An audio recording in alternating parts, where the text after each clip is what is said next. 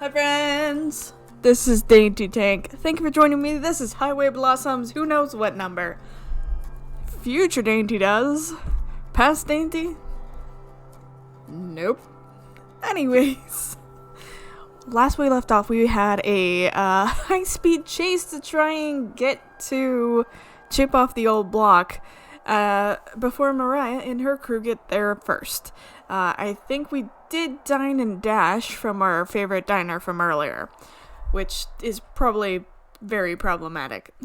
Don't dine and dash. It's very bad, especially now and then, right now, because pandemic, but whatever. So let's actually just keep going. Load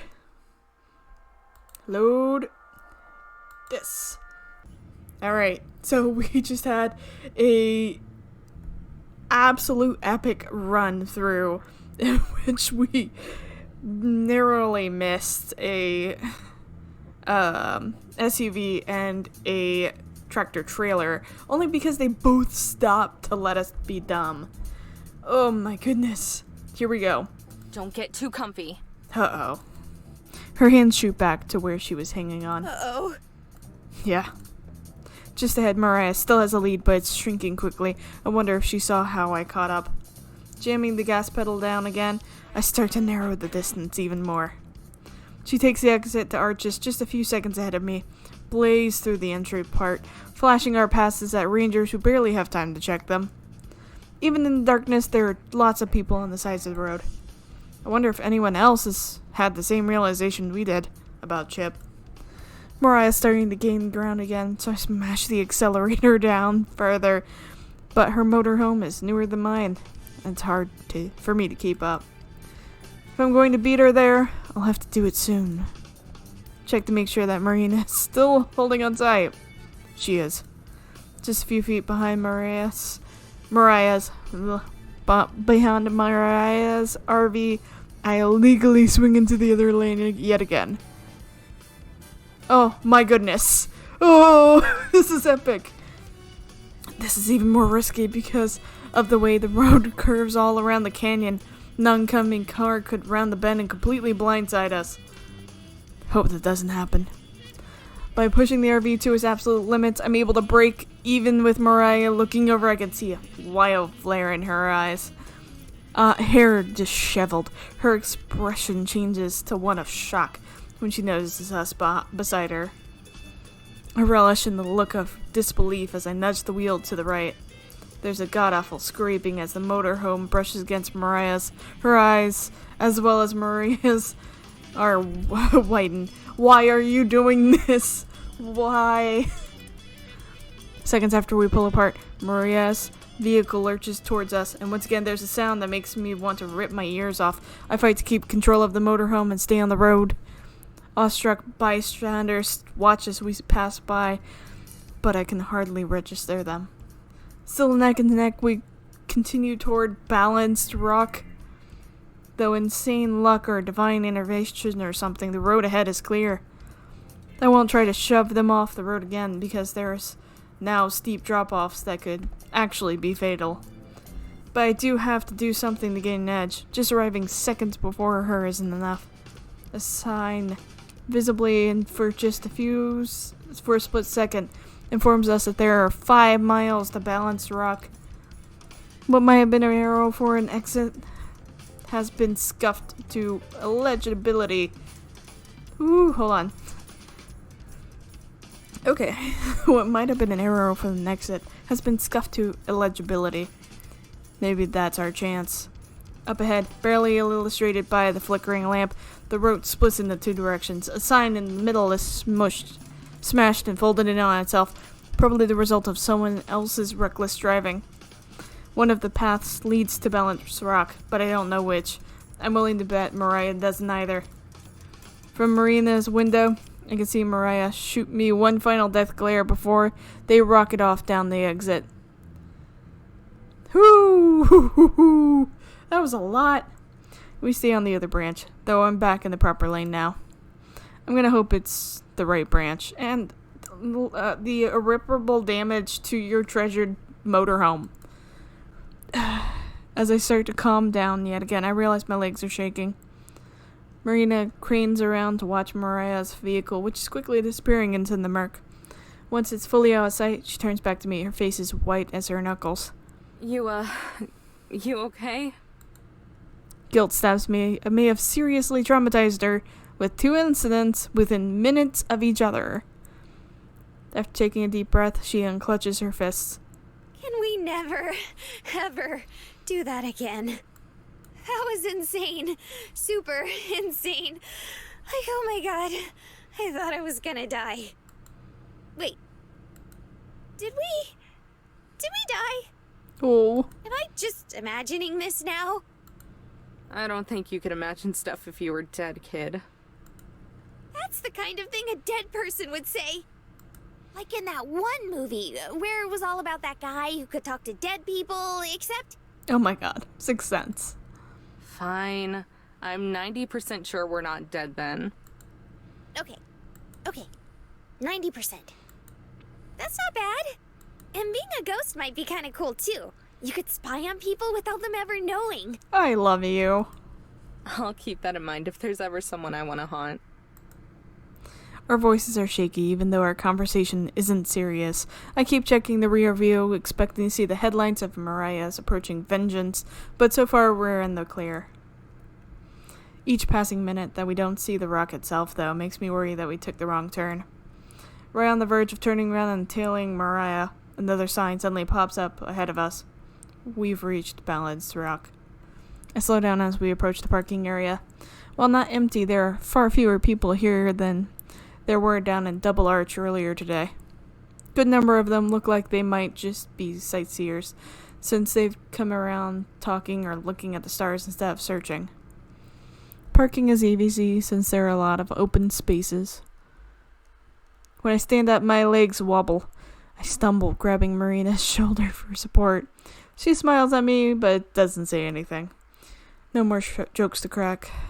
It's time to get serious. We grab our equipment and hurry out into the night air. Solid ground feels foreign after the rocketing motorhome. This might be what it feels like to return from a voyage at sea.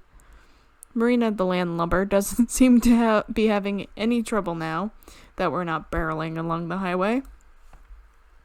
The spring in her step has returned, and I wonder that she's going to bang the metal detector against the ground as she half walks, half skips. Some of the other people watch us go, but no one follows or says anything. They probably assume we're just next in the line of failures. A line which must be pretty long given how much trash and misplaced earth there is around here. Pings of guilt remind me yet again of the broken brick at Canyon de Shelley, and I made my umpteenth resolution to be more careful. Just ahead, Marina's come to a halt, head tilted back. I could tell she's admiring Balanced Rock. Certainly is an impressive view. Someday, I'd like to take her back to all the places we've gone, but without the pressure of their treasure hunt rushing us. Just taking in the sights. I slow my steps a little and I keep watching her from behind. Maybe sensing me, she spins around and waves. Hurry up! Yelling even though I'm close enough to hear her normal volume. I pick up the pace once more. So where was Chip? Over there, to the right. There's a large stone wall beside Balanced Rock itself, with a short slope between them. It was right at the edge of that little hill. So where that pile of rocks is now? Probably. Yep, that's the spot. You can't tell that there used to be anything there, but I've seen pictures in the atlas Gramps kept around, or in the history books he liked to read. Compared to Balanced Rock, Chip off the old block looked tiny, but it was absolutely a decent size. There's a pile of stones at the base that are probably Chip's remains. They're indistinguishable from the rest of the red rocks, though. Some are as big as my head, or even bigger. It's hard to tell if anyone else has picked through here, but since there aren't any shovel marks or holes, I'm guessing not. Where do we start? I think for a moment. first, let's get the easy stuff out of the way. You go check that side with the metal detector, and I'll check this one. Good. We sweep over the ground between the hill where Chip once stood and the massive stone wall beside it. Nothing. Okay, that's pretty much what I expected. I lean my metal detector against the wall and go back to the pile of rocks. Just check over the places that I uncover, okay? Marina nods, holding my detector at the ready. She reminds me of a surgeon about to perform an operation. I roll aside some of the rocks with my feet, but most are so big that I end up stooped down and use my hands. There are more of them than I thought. I'm soon sweaty and sore. Do you want any help? Nah, I'm panting. just keep scanning. She does so, dutifully retracing my steps. Still nothing. After a couple minutes, I stand up and take a swig from the water bottle. I'm glad I remember to bring them this time. Marina sets down her metal detector and says the same. Do you think Tess and them are okay? Why wouldn't they be? Don't you think Mariah's gonna flip out when she realizes she took the wrong turn? Probably. That's her fault, though. Facts. Not like you would have let her go down this side of the road. Hey, I did what I had to do. Uh-huh. But you're never going to do that again, okay? If we get the next treasure too, I won't have to. When we get it, you meanie. Right. When? Only one more to go after this. One more frantic search, and then I drain my water bottle and crump it all up before shoving it into my pocket. Break's over. Back to work. I pop my back and resume moving some rocks out of the way. I've been working from the outer edge of the rock pile inward, since there's more concentrated in the center. Like a shadow, Marina continues to stick to me, going where I go. Nearly 10 minutes of uninterrupted shuffling pass. By now I'm expecting Mariah to have caught up or to get here soon. But she never arrives. Maybe she just gave up? Although, knowing Mariah, that's just wishful thinking. I've just finished moving a torso-sized rock when it happens. The metal detector begins to chirp, bright and earnest. Marina and I exchange a look and I nod. I'll get the shovel! Oh my. She's leaning up against the wall by the second metal detector. Marina grabs it, starts back towards me, and then doubles back to set her her detector aside as well. I move to take the shovelful from her, but she holds it away, shaking her head. Nuh-uh. You moved all the rocks. Woo!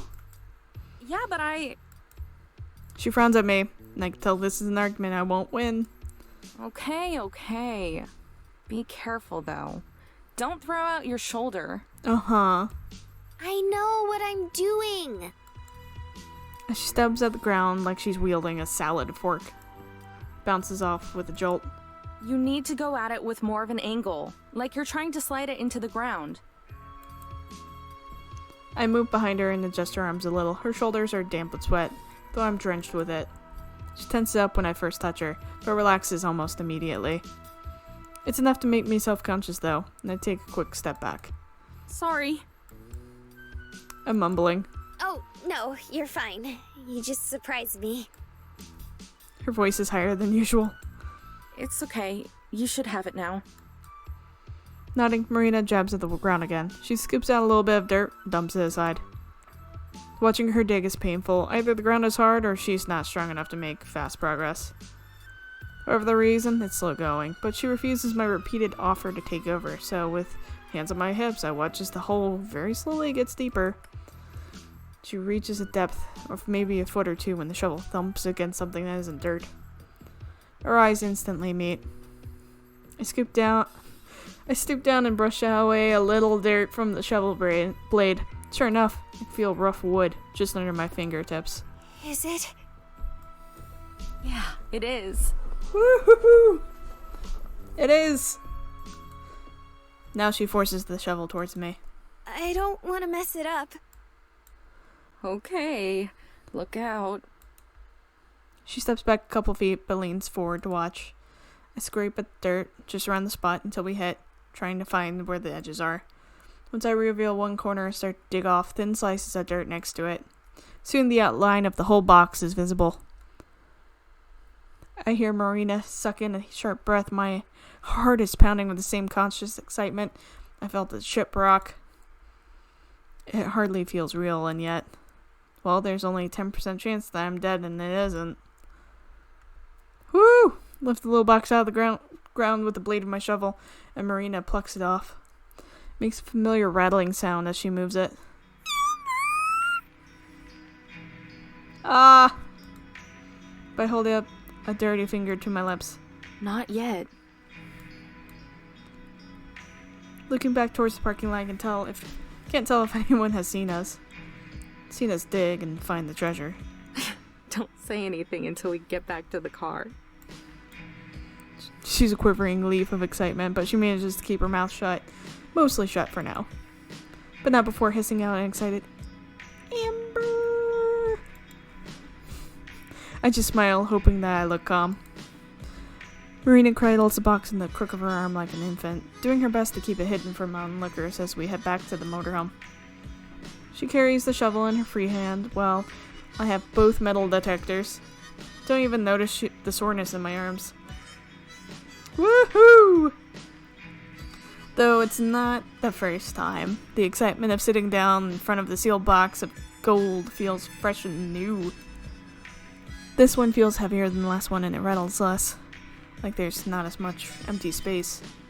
Without being asked, Marina retrieves the screwdriver and hammer that I'd used to smash the locks, sets them down in front of me, but I offer them to her. Care to do the honors? Oh ho! You sure? But she takes them. Yeah, why not? Her face lights up with the look of happiness that's worth more to me than the gold. If I'd known it was this big a deal to her, I'd let her do this back at Shiprock. Takes her a couple tries, but she bashes the lock off without even damaging the rest of the box. She looks at me to open it, but I shake my head. Nope, that's all you. But she shakes her head too. Work together to find it, so we'll open it together. She places her hand over mine, guiding into the lid. Aww. Ready? Yeah. She maneuvers my hand to flip the box open. It's full of dull-colored nuggets like the moldy fast food meal. Take one out, balancing it on my palm, feeling the heavy softness. It's almost familiar by now. Then I pass it to Marina, who treats it like her usual reverence. She gently sends it back into the box and then smiles. We're pretty good at this whole treasure hunting thing, huh? Shut the box and nod. Yeah, we're not bad. Unless it all gets stolen, in which I'm betting. You should probably hide it.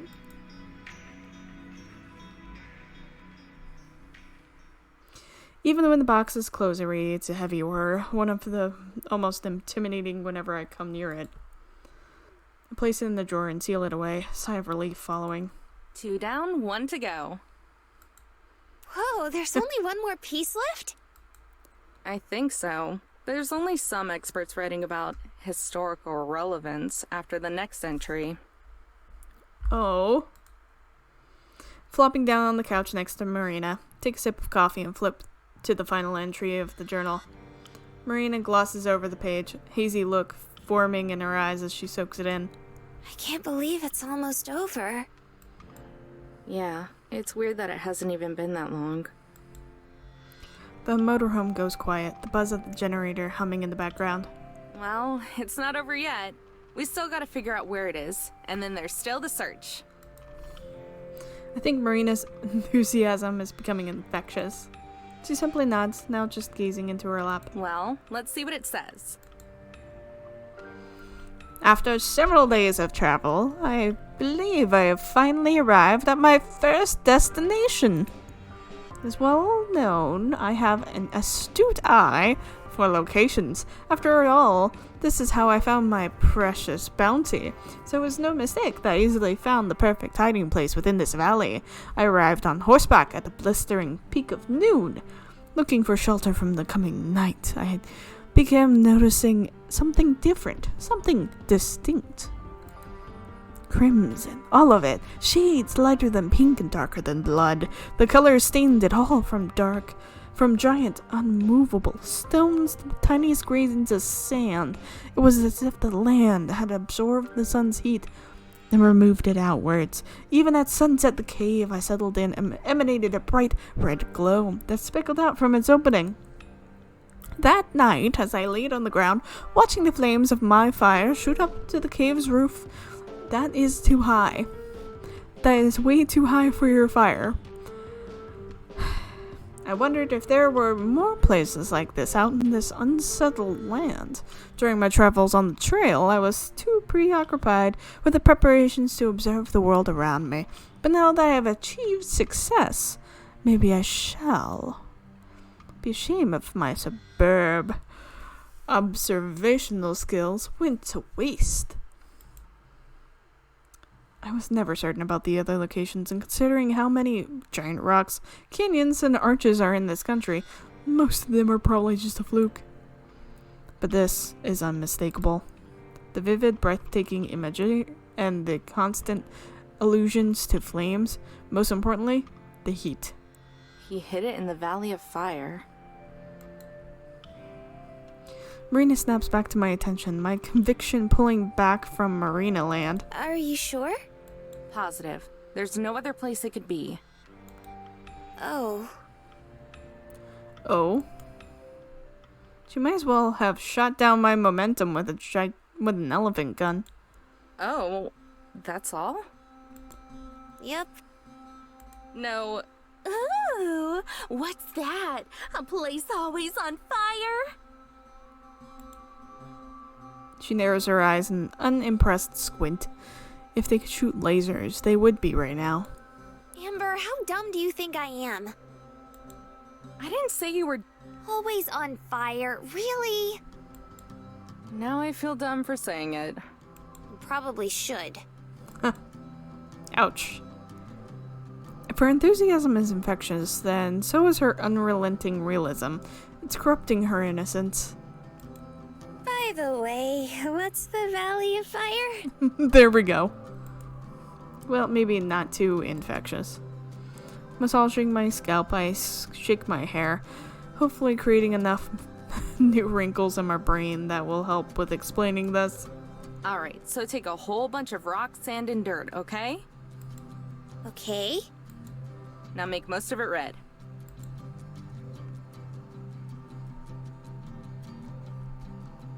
My explanation is met with a vacant stare. I swear, it's a lot cooler than I'm making it out to be. It's just kind of hard to explain without pictures. Don't worry, I believe. Sounds awesome. Where is it anyway?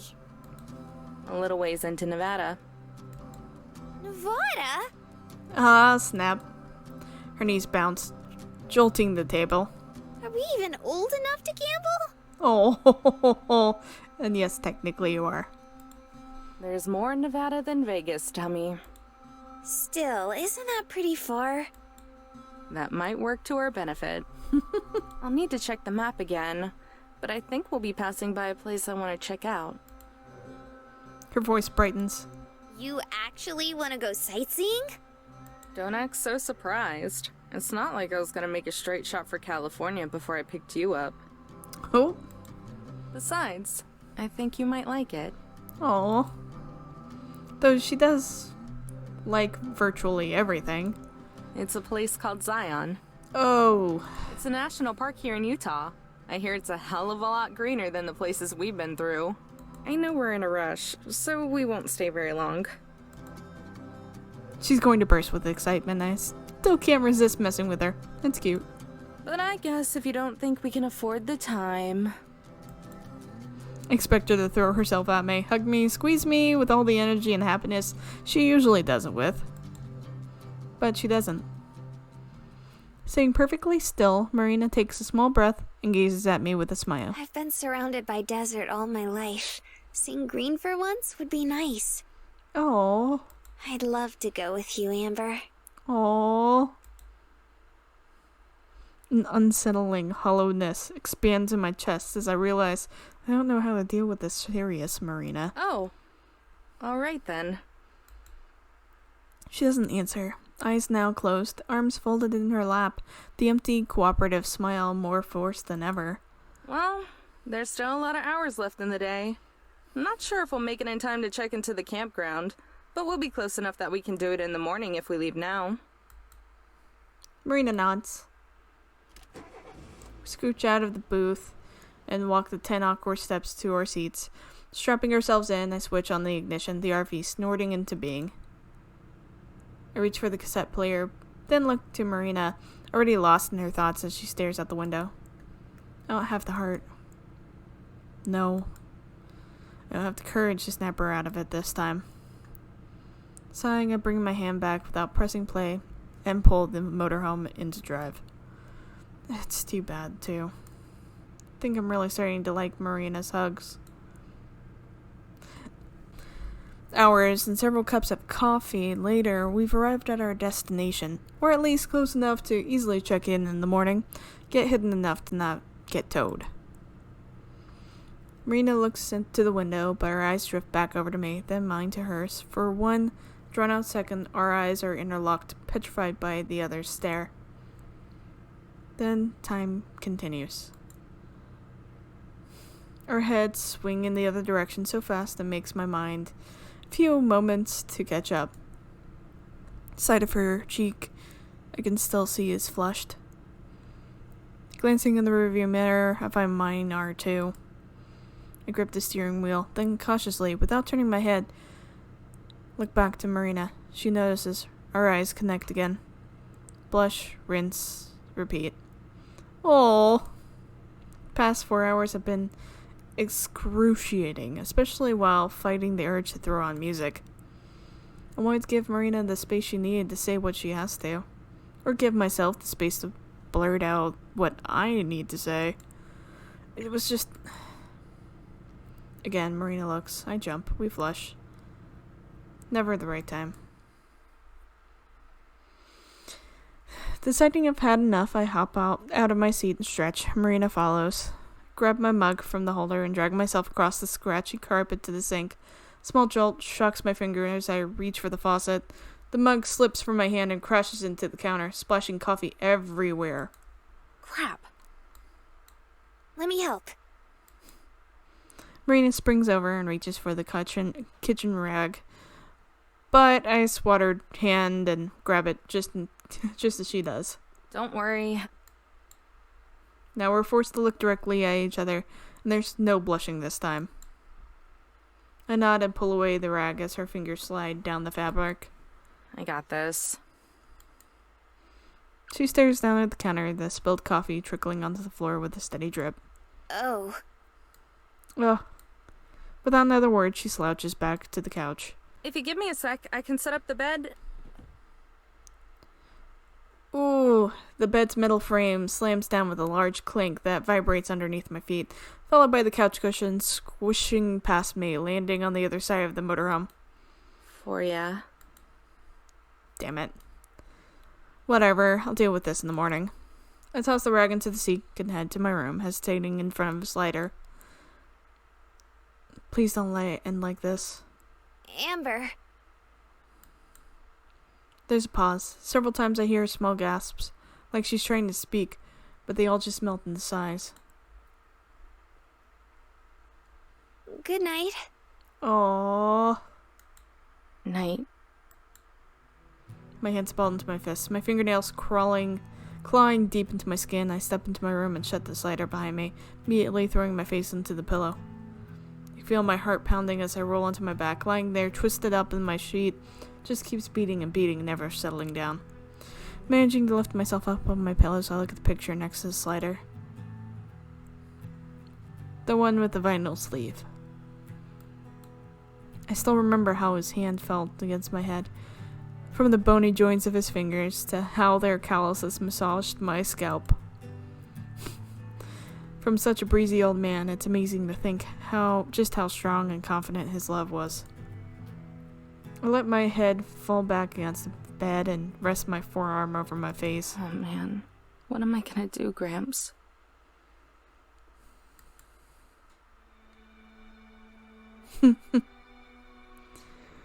Oh, snap.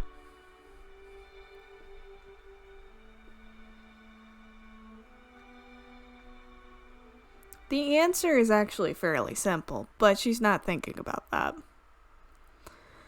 Okay, before we get into the next stop, I think this is a good stopping point. I wanted to keep going because of the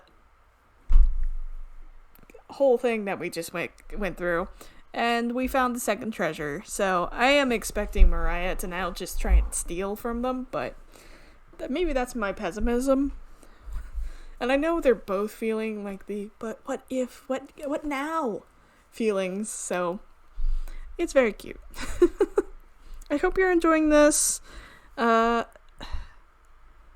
surprised that Amber hasn't taken the time to take a look at her motorhome and the damage to the motorhome, but I might be thinking too deep into this. I hope you enjoy. I hope you subscribe so you can come back and hang out with me more. I hope you're enjoying this, and you let me know what your thoughts are on Mariah, actually. I'm curious what you think of her. Like, is she... Like, what's her deal? Why? What's her damage? You know? So, let me know your thoughts. And beyond that, I'll see you next time. Bye!